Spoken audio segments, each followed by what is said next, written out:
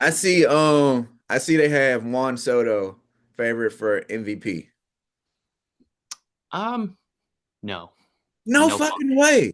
No, well, I mean, sure, but like what, that's no fun. It's not fun saying Juan Soto's going to go ahead and be the MVP. You know what I just said on my Brewers podcast that I What's that? want to throw out here too? We were What? talking Brewers. Garrett Mitchell is one of my favorite baseball players. He went to UCLA. I saw him in college. I saw him work his way up, just a beast. Okay.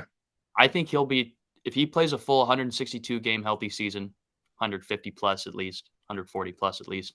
He's going to be top 5 in MVP voting in the NL. Garrett Mitchell, remember the name. You know this is going on social media, right? Oh, 100%. I'll be putting it on social media too. So I'll probably get blamed if it doesn't happen real tough because I have a lot of friends out in Hey, Milwaukee who are but ready to ride that with me. that's part of this business, though. That's the fun part of it, being right and wrong.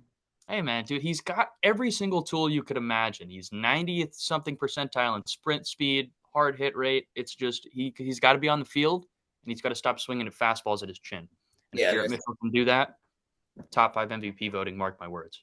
I think for Juan Soto, he is going to have a spotlight on him that he's never had before, even playing for the Yankees last year. And they're going to highlight his flaws like never before. And it's really going to hurt his value in the public perception. You can't hurt his value in his bank account because the contract signed. Of But course. public perception, it is going to ruin how they look at Juan Soto, especially because Citi Field outfield is bigger than Yankee Stadium. So it's going to be a lot more blunders out there. And since we're talking NL MVP, I need to say the words Shohei Ohtani because if this dude gets on the mound, if it's in a bullpen role, if it's in a starting pitching role, and if he even, minimally comes back with the same amount of hitting numbers that he was able to put up last year, this dude should win the MVP unanimously, unless Soto go ahead and breaks an MLB record. Yeah. Jigger. Shohei give us what? About a 3.2, 3.3 ERA, bats around 300, give you 40 home runs. Like what else does he have to do? Exactly. So, if he's on the field, I hate to say it for everybody else in the NL, but you can be rooting for second place.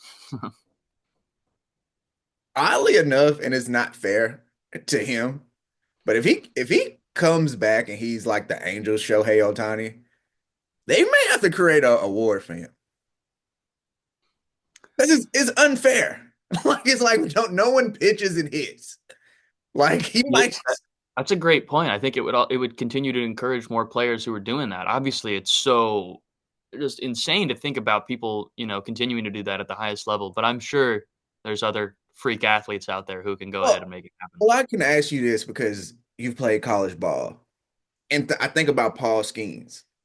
The year before he dominated pitching at LSU, he was a position player and he hit, right? Yeah, happens to a whole lot of these major league athletes. Why does it seem like, and now with the universal DH, you don't get to highlight it as much, but why does it seem like once you get to the big league level as a pitcher, the idea of hitting just totally leaves their body?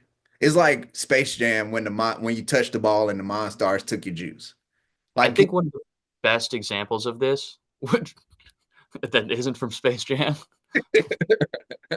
because that was sick. Sorry, I needed to acknowledge that. I cut you off there. But Hunter Green, a guy who went to Notre Dame High School, a guy I had the chance to be on the same field just to see him work my freshman year. He was the best defensive shortstop I've ever witnessed with my own two eyes. And I've been to plenty Major League Baseball games. Obviously, we know this dude throws 100 off the mound, and his arm reaction time, everything at shortstop was just the most unbelievable thing I've ever seen. And he's slow roller. The guy had perfect mechanics, footwork, all of it. And that solely made me think that, whatever he could produce with the stick, like he was going to be valued as a two-way player. And obviously this was before Shohei Ohtani has broken into the big leagues at that point. So he gets drafted by the Reds, number 2 overall, because, he was kind of pushing the fact that he did want to try to go be a two-way player, but the Reds basically said, if we're picking you at 2, you're going to come be our 100-mile-an-hour throwing pitcher.